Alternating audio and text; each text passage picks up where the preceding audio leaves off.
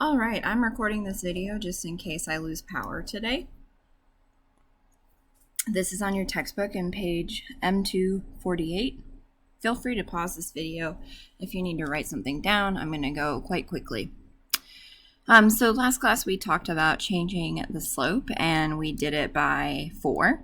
This time we're going to change it by 2/3.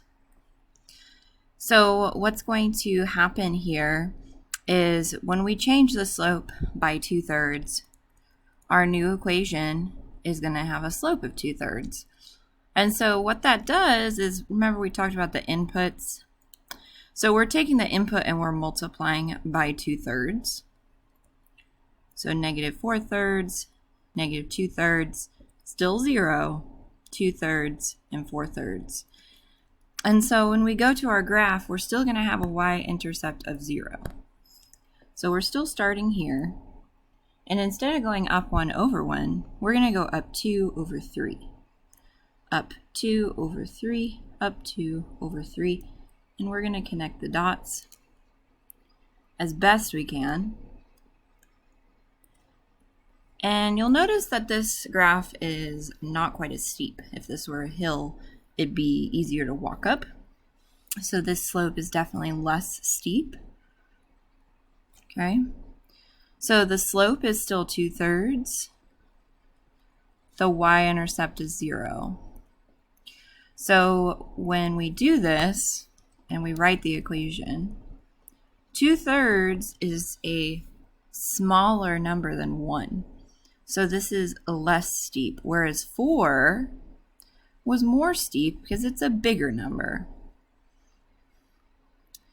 Now we're going to look at what happens when we do a negative. So instead of doing a positive slope, now we have a negative slope, and it's going to be -4. And we kind of already talked about if it's a negative slope, it's going to be decreasing, right? So if I'm multiplying my inputs by -4, you see that I am changing basically positives to negatives and negatives to positive. So when I go to graph this line, instead of going up 1 over 1, I'm going to go down 4 over 1. So I still have a y-intercept of 0.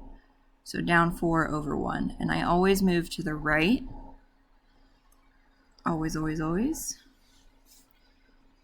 So you can see that this is a decreasing slope. But still, if this were a hill, it would not be very easy to climb up.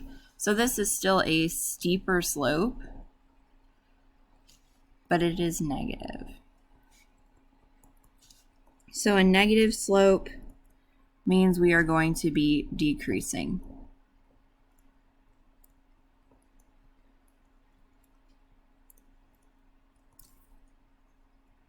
Okay.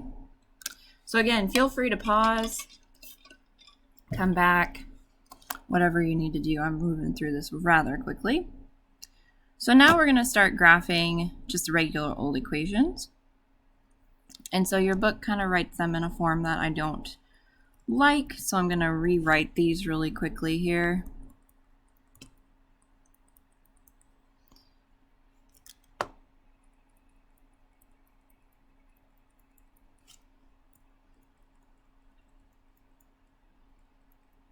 So remember, when I have an equation, my slope is the number in front of x, and my y-intercept is on the end. So just pause and take a moment and identify each slope and y-intercept in these 4 before you do anything else.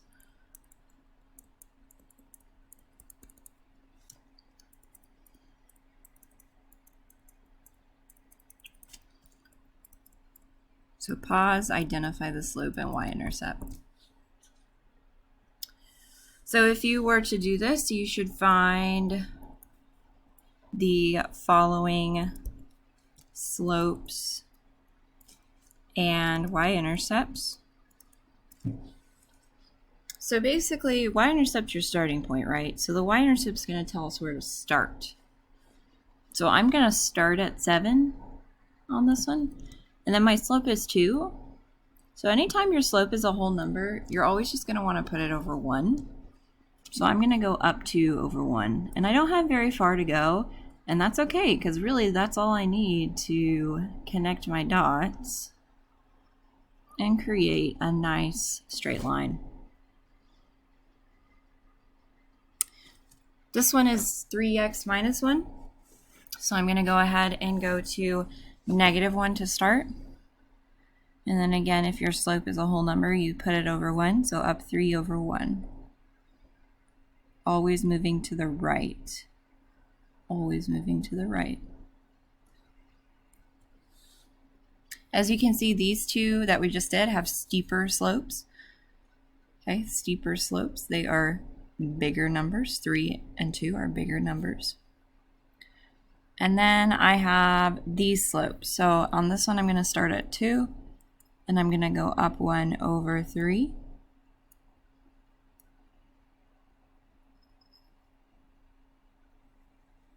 Oh, that was not very good, but you'll notice that this is a less steep slope because of 1/3. This one I'm going to start at -3, up 1 over 2. See how with these ones we are going up less distance than we are going over? This was up 1 over 2, whereas this one up here was up 3 over 1. See how we're rising faster, whereas these we are running faster. So they make the slope less steep. Just got 2 more here. Again, feel free to pause.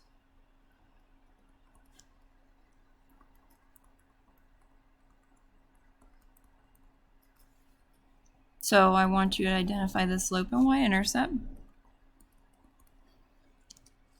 This slope is -1. The y-intercept is -4.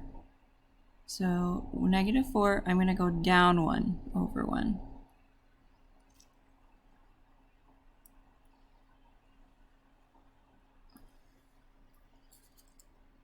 So this one doesn't really have a steeper slope. It's the same. It's just negative because the parent function has a slope of 1. So this is just the decreasing version.